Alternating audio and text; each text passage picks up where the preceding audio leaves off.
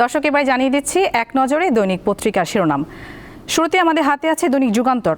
শিরোনামে দেখতে পাচ্ছি নিরাপদ নন সাধারণ মানুষ, পুরো দমে কঠোর অবস্থানে নেই আইনশৃঙ্খলা বাহিনী। প্রথম পাতায় এই ছবিটিতে দেখতে পাচ্ছি উৎসবমুখর ক্যাম্পাস, ডাকসু নির্বাচনের প্রচারণা চলছে।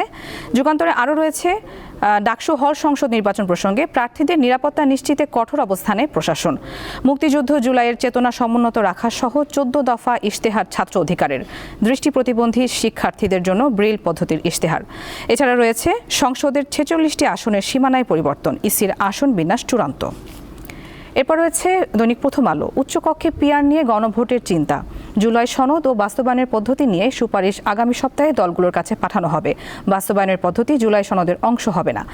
এছাড়া রয়েছে অভ্যুত্থানে অগ্রভাগে প্রার্থিতায় পিছিয়ে, ডাকসুতে এবার প্রার্থী 471 জন, তাদের মধ্যে নারী প্রার্থী 62 জন, যা মোট প্রার্থীর মাত্র 13%। এরপর রয়েছে দৈনিক কালের কণ্ঠ। শিরোনাম চার্জশিট হলেই ভোটে অযোগ্য, থাকবে না সরকারি চাকরিও। শেখ হাসিনা সহ আওয়ামী লীগের অনেক নেতা এ তালিকায় থাকতে পারেন। নির্বাচন ব্যবস্থার সংস্কার কমিশনের প্রস্তাবটি বাস্তবায়ন করা হচ্ছে। এপাশে একটি বিশেষ লেখা রয়েছে তারেক রহমানের অপেক্ষায় বাংলাদেশ। তারেক রহমান সহ সব আসামির খালাসের রায় আপিলে বহাল, 21 আগস্ট গ্রেনেড হামলার মামলা।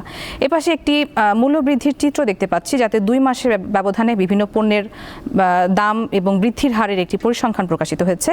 আরও রয়েছে স্বল্প আয়ে সংসার চালাতে হিমশিম, নিত্যপণ্যের চড়া দাম, একদিক সামাল দিতে গিয়ে আরেক দিকে টান, কৃষক পর্যায় থেকে খুচরায় কঠোর তদারকির পরামর্শ, বর্ষা বাড়লে অস্থিতিশীল হতে পারে সবজির দাম। এরপর রয়েছে দৈনিক আমার দেশ। আমার দেশের শিরোনামে রয়েছে আওয়ামী মার্কা নির্বাচন ঠেকাতে উদ্যোগ ইসির। মানবতা বিরোধী অপরাধে অভিযুক্ত হলে নির্বাচনে অযোগ্য, আইসিটি আইনের সংশোধনী প্রস্তাব অনুমোদন। আরেকটি শিরোনাম সাইফুজ্জামানের বিরুদ্ধে 1200 কোটি টাকা পাচারের মামলা। দর্শক, এই ছিল দৈনিক পত্রিকার শিরোনামগুলো।